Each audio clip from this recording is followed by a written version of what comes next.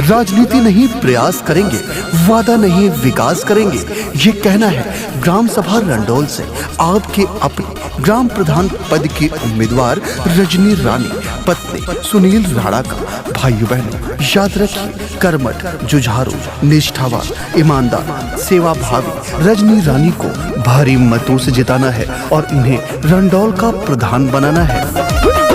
Gram panchayat रंडोल को सुंदर स्वच्छ बनाना, तो मेरे भैया बहनों मिलके साथ निभाना। ग्राम पंचायत रंडोल को सुंदर स्वच्छ बनाना, तो मेरे भैया बहनों मिलके साथ निभाना। सच्चा ईमानदार इंसान चाहिए, रजनी रानी के जैसा प्रधान चाहिए। सच्चा ईमानदार इंसान चाहिए, रजनी रानी के जैसा प्रधान चाहिए। रजनी रानी जी आपकी ग्राम सभा में आरसीसी रोड बनवाएंगे, शौचालय बनवाएंगे, हर गरीब निर्धन को आवास दिलवाएंगे, हैंडपंप की व्यवस्था कराएंगे, बिजली की व्यवस्था कराएंगे, बच्चों के खेलने के लिए पार्क की व्यवस्था कराएंगे। तो याद रखिए, इन सब बातों पर खरा उतर कर दिखाएंगे। रजनी रानी जी ग्राम पंचायत रंडोल को चमकाएंगे। इन्हें भारी मतों से जिताइए, सुनील राणा के हाथों को मजबूत बनाइए। हर घर को पक्का रास्ता नल ही बनवाएंगी, फ्री वाईफाई पूरे गांव में लगवाएंगी।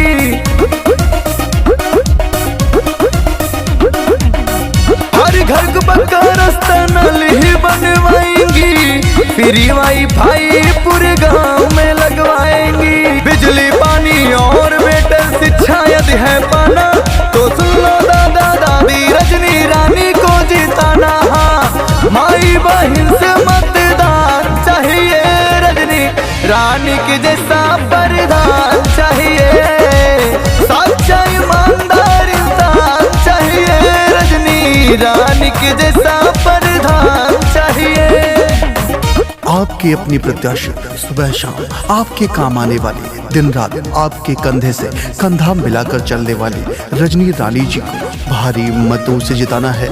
इन्हें अपना ग्राम प्रधान बनाकर रंडोल को चमकाना है।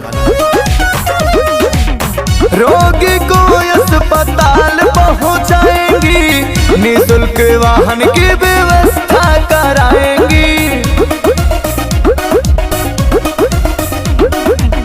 रोगी को अस्पताल पहुंचाएंगी, निःशुल्क वाहन की व्यवस्था कराएंगी। जहाँ जरूरी होगा सीसीटीवी लगवाएंगी, हर घर परिवार का पक्का मकान बनवाएंगी।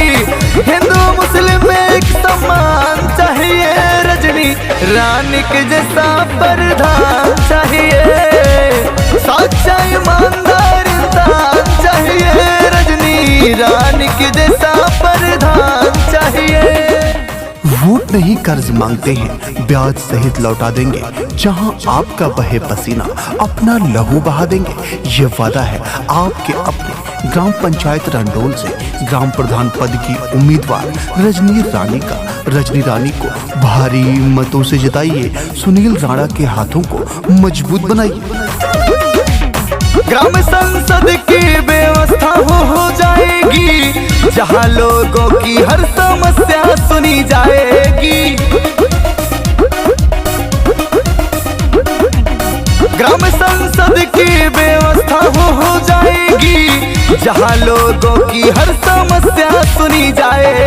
विधवा विकलांग वृद्धा पेंशन दिलवाएंगी, हर महीना राशन तेल बंटवाएंगी। अंकित तिवारी नया नाम चाहिए, रजनी रानी के जैसा प्रधान चाहिए। सच्चा ईमानदार इंसान चाहिए, रजनी रानी के जैसा प्रधान चाहिए। ग्राम पंचायत रंडोल को सुंदर स्वच्छ बनाना, तो मेरे भैया बहनों मिलके साथ निभाना।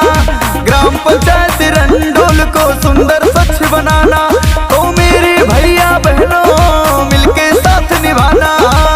सच्चा ईमानदार इंसान चाहिए, रजनी रानी के जैसा